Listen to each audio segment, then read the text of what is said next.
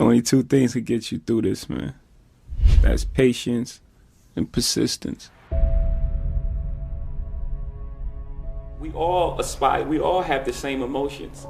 You know, no matter who you are, where you from, we all have the same emotions. You know, we all want to be successful. You know, we all have the same fears of failure. We all have, this feelings of abandonment. We all, want love.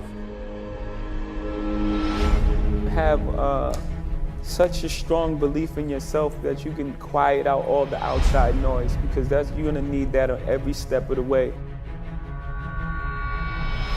There are people that are projecting their fears and their shortcomings and failures on you. And you have to be very careful, with that. People telling you can't do that. Why can't I? Because they may have tried, or they don't believe that they can do it. And it's not really about you, it's about what they feel and their fear inside. So you have to be strong enough and resilient to believe in whatever it is you're trying to do. My uncle, he was telling me like, my uncle said I never sold 1 million records. I sold 1 million records like 1 million times. Are you crazy? How are you gonna do that? How? I'm sure there's things that I do now that he can't believe that I was able to accomplish. But he couldn't even see it at the time. So he was just projecting, putting his fears on me.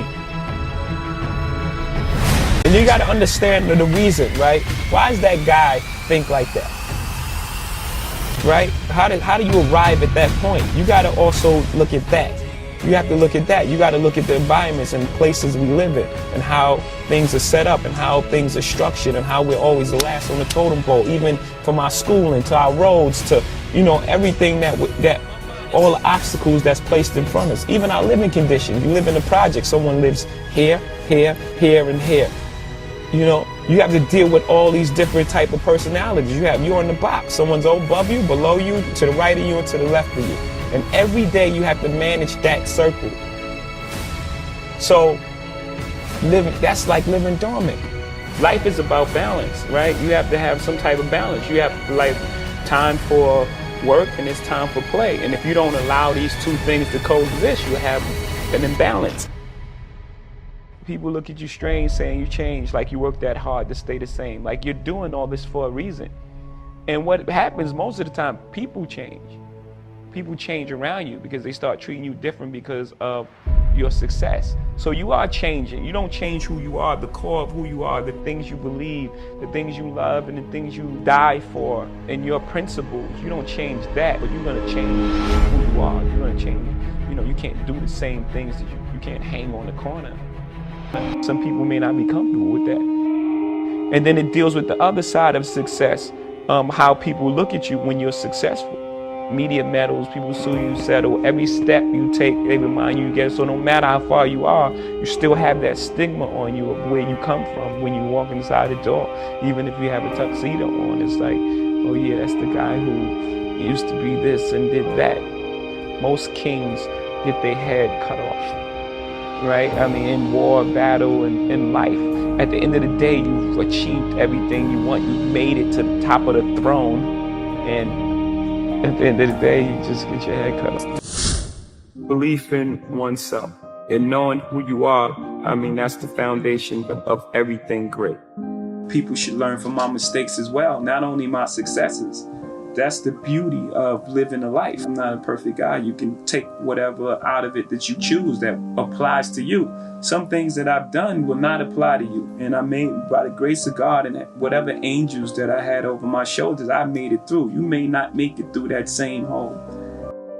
So long we were living in these neighborhoods boxed in, and those neighborhoods were our world. A lot of people from Brooklyn and take a trip to Manhattan, never been in Central Park. It's 20 minutes away, and it's free. It's a free park. Yeah. And, a lot of people have never been in it. Our little world was all we knew. We didn't know anything outside of that world. So to look and see people that look like you achieving great things is like, oh, there is more, and it proves self-esteem, and it improves upon self-worth. Because a lot of choices are made from the position of, my life is not worth much, and this sort of living is not much. So if I risk my life, what am I really missing? But if you know you know, how valuable human life is, you have more respect for yours and for others. As a kid, you know, you look at your father, that's like your superhero. You know, no one can beat your dad, right? And so to have that person that I looked up to most in the world removed out of your life is like a traumatic experience, you know. So you got other male role models like drug dealers, or? And that's what happened. So after that, then you start, well, you know, in the street, and there's no one else to guide you through the, you know, through the maze that is life inside those projects, except for drug dealers. You start looking up to them, and that's how I got into the street life. Did you ever reconcile with your father, or? Yeah, right before he passed away, my mom had set up a meeting for us to meet, and I told her, man, he's not gonna show up. Why are we doing this? Why are we going through this exercise?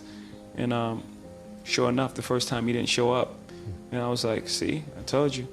But my mom's really persistent, and she's very forgiving, and she's like a sweetheart. So she set up another meeting. I was like, here we go again. And he showed up the next time, and I got to tell him, you know, everything that was bothering me and the things that was on my mind. And it was actually a very freeing experience. And he had passed shortly thereafter. So I believe in everything in life happens for a reason. I believe that meeting had to occur before he passed away, or I would have had like this weight on my shoulder that I probably would have never got over. It's almost like therapy.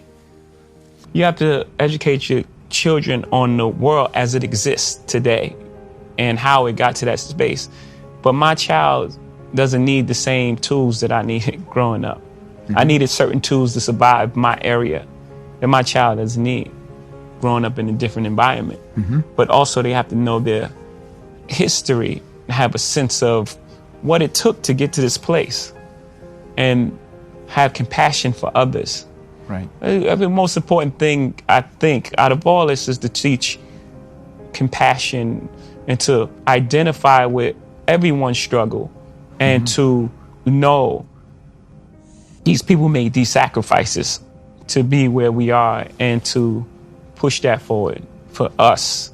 I believe that's the most important thing to show them, because they don't have to know things that I knew growing up, like being tough. Like,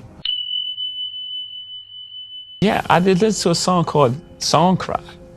And the idea of the hook, never seen it coming down my eyes, but I got to make the song cry. It tells you right there what I was hiding. And the strongest thing a man can do is cry, to expose your feelings, to be vulnerable in front of the world. That's real strength. You know, you feel like you got to be this guarded person. That's not real. It's fake. So does that mean you were unhappy during that period and didn't have a handle on it, or what? Well, you compartmentalize, right? So you can be inside your body and be happy, but at the core of it, something else is going on. Yeah, we was going to Club Exit, and we get into in the front of the club. We pull up, and Big sees some guys out there, and he says, "Man, I'm not going in there." And I'm like, "What?" He was like, "No, these guys over there. I'm not even." I don't feel like it tonight. So me and Tata, you know, we just came in the music business. We don't really understand what he's saying. We think he's scared. So we like, what? Let us out this car right now. So me and Tata leave the car, and we talking about Big behind his back.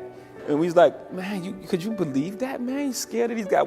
But we wanted to prove to the guys in front of the club that we wasn't scared. So we go in the club, Big pulls off, and for a while, I thought that he was really scared of these guys, until later on I realized that he had a bigger goal and he knew where he was going, and he didn't want to deal with it. He wasn't scared. It was just like, why put himself in that position if he didn't have to?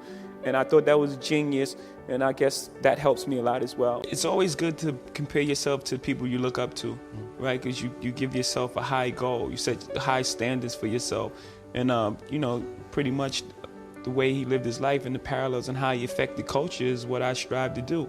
He had a record label and he owned Reprise Records, and he released Jimi Hendrix. Kanye West is my Jimi Hendrix. You know, my record label is Rockefeller.